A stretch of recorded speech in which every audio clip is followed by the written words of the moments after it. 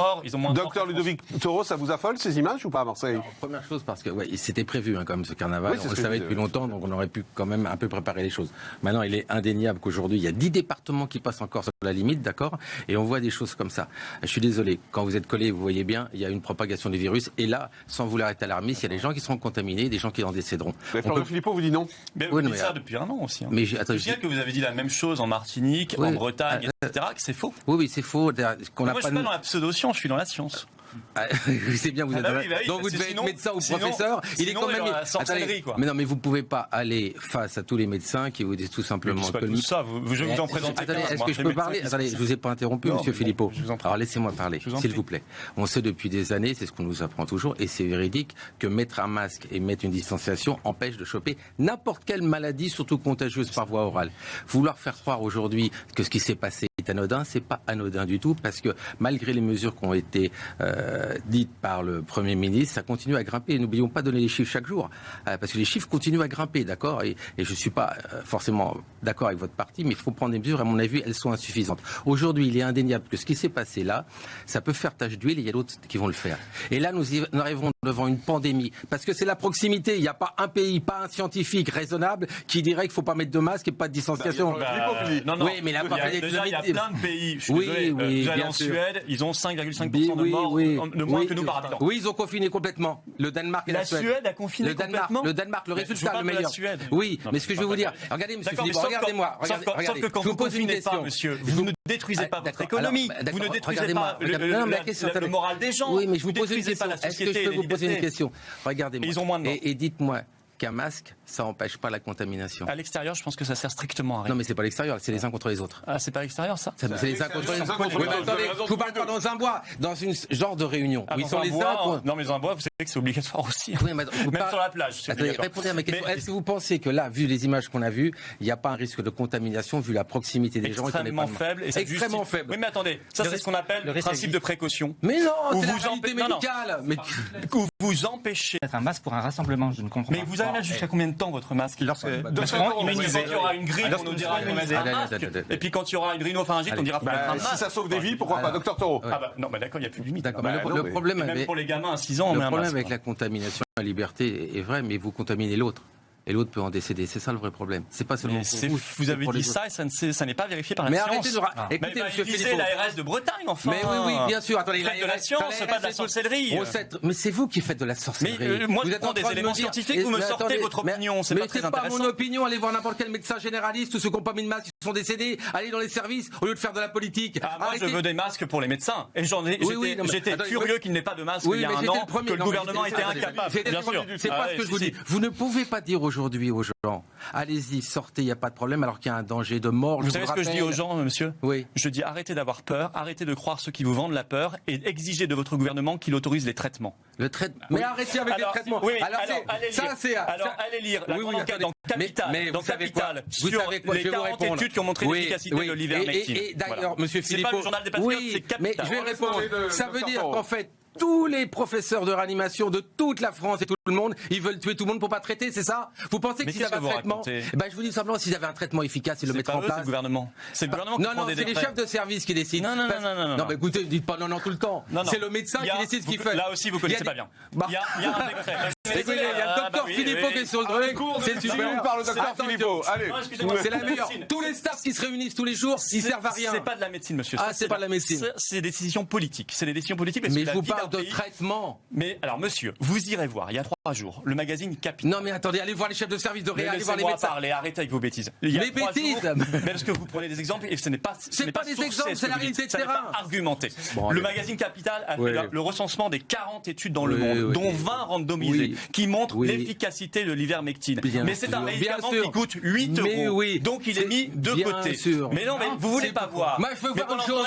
Vous êtes en train d'accuser tous les chefs de service de réa, les médecins. Monsieur Véran, j'accuse. Monsieur Véran et monsieur Macron. C'est pas lui qui est au chevet des gens qui décèdent. Donc tous ces professeurs. Ils font ce qu'ils peuvent, les médecins. Alors ils font ce qu'ils peuvent. Et je peux vous dire que tous ceux qui sont les chefs. Il y en a beaucoup qui sont chez nous, vous savez. Chez les patriotes, on a un nombre considérable. Un médecin, il pourrait avoir la liberté de prescrire, les médecins. Ludovic Toro. Les médecins sont là pour soigner. ils font le mieux avec les soignants, les 2 millions pour sauver. Mais c'est pas possible de pas parler. Mais attendez, mais il dit toujours la même chose. Mais attendez, M. Philippot, d'abord, je vous accuse pas sur vos propos. Vos propos, vous les gardez, d'accord? Je dis ce que je veux, d'accord? Allez-y, vous dites les médecins, très bien, mais je vous dis c'est pas le problème. Si, c'est le problème, parce que c'est eux qui sont. C'est le gouvernement. Mais c'est infernal. C'est infernal. Je vous dis tout simplement que tous les médecins aujourd'hui, s'ils pensent qu'une molécule est bonne pour sauver la vie, même d'une personne, ils le feraient. Mettre ça en place, ça veut dire que tous ces médecins sont complètement inconscients. Voilà, docteur Ludovic Toro, qu'est-ce que vous venez sur ce plateau, une fois par semaine, nous dire qu'on manque de vaccins? On en a, vous avez entendu? Bah oui, je sais, je suis content quand même. Bah oui. Il est hors sol ou pas? Il se rend compte de la réalité de terrain? Qu'on veut tous vacciner, tout le monde dit vacciner, on n'en a pas. D'ailleurs, vous l'avez bien vu, là, on s'est pris un coup avec AstraZeneca, Johnson, on n'est pas encore sûr quand ça arrive, et lui, il est tranquille, on même pas.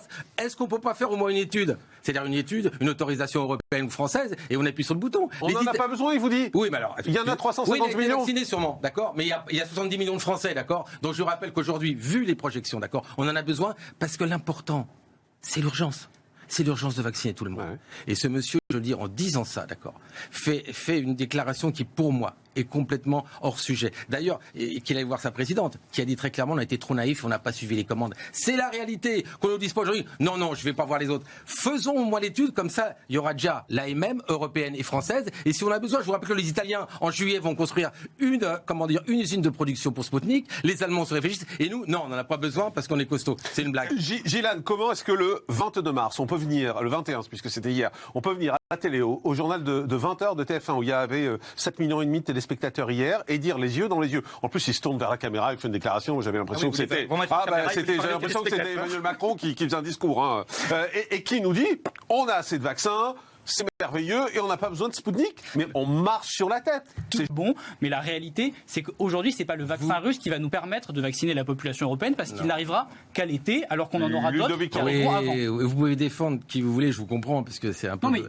c'est faux ce que je dis. Oui, c'est faux, je vais vous dire pourquoi. Parce que tout simplement, en effet, peut-être qu'il n'y en aura pas assez, mais on peut faire une usine de production chez nous. Deuxième chose, est-ce qu'on peut pas faire... En Italie, par exemple. Est-ce qu'on peut faire, éventuellement, on fait une autorisation européenne, il y a aussi une autorisation française. Est-ce qu'on peut garder un peu d'autonomie par rapport à notre science française et faire une démarche qui n'a pas été faite aujourd'hui au niveau de la France par rapport à ce vaccin, d'accord? Maintenant, je suis désolé. Ce qu'il a dit là, c'était pas ça. C'est qu'on n'en aura pas besoin, on a assez de doses. Vous savez, ça se commande à l'avance. C'est pas du jour au lendemain que vous allez avoir 2 millions de doses. C'est maintenant.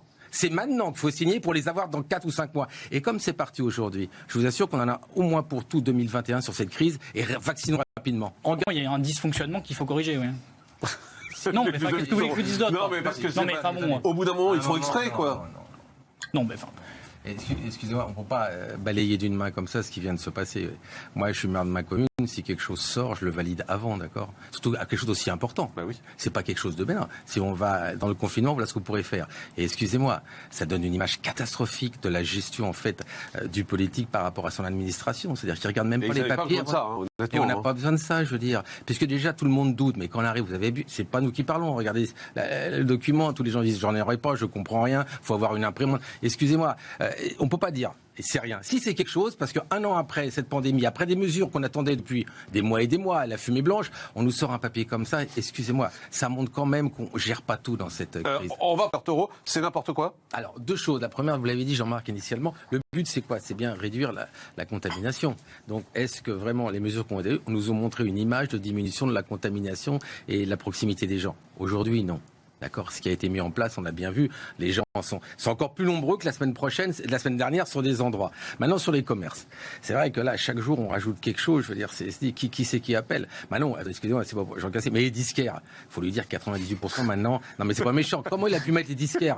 Les disquaires, 98% c'est téléchargé maintenant. C'est Jean Castex qui l'a rajouté, je pense. Parce que peut-être, je suis plus vieux que lui. À l'époque, on avait des disquaires. On allait chercher des grands 33 tours. Maintenant, ça, mais oui, mais c'est important parce que cette dame, voilà, qui joue sur l'emploi et trucs, les disquaires, il n'y en a pas en Seine-Saint-Denis, un disquaire. Ça, c'est du hors-sol. C'est un exemple typique. Parce que c'est le premier qui a été cité, le disquaire. Oui. Il n'a même pas demandé. On l'a mis d'emblée. Je veux bien sur les libraires, mais les disquaires, Monsieur Castex, s'il vous plaît, téléchargez, ça va plus vite, d'accord? Maintenant, c'est vrai que sur les commerces, le problème qu'il y a, c'est vrai qu'il y a des commerces où vous rentrez à 2 ou 3 avec des distances. Et c'est vrai que certains ne comprennent pas. Et puis surtout que chaque jour, ça change. Ça voudrait dire quelqu'un qui va décider, qui pourrait téléphoner et dire cordonnier, oui, vendeur de chaussures, non. Excusez-moi, mes amis cordonniers, je les adore, mais il faut que le citoyen puisse comprendre ce choix. Et il n'est pas très compréhensible cible en termes de contamination. Parce que c'est ça qu'on parle. On ne parle pas d'influence haute, c'est la contamination. Oui, c'est vrai. Si on autorise un coiffeur, pourquoi pas autoriser une esthéticienne ? C'est-à-dire que la distanciation, si elle est là pour tout le monde. Non, mais simplement pour dire, parce qu'on est sur la situation très française, je rappelle quand même que du coup ces commerces sont ouverts dans 84 départements sur 100. Et quand on prend nos voisins européens, parce que souvent on aime bien la comparaison européenne. Non, mais vous allez énerver Ludovic Toro, là, je le vois prendre sa respiration. Au Royaume-Uni, c'est fermé depuis le 4 janvier. Hein. Les commerces dits non essentiels sont fermés depuis le 4 janvier. En Allemagne, ils sont fermés également. Et là où il parlait de. En Grande-Bretagne, les écoles sont fermées aussi.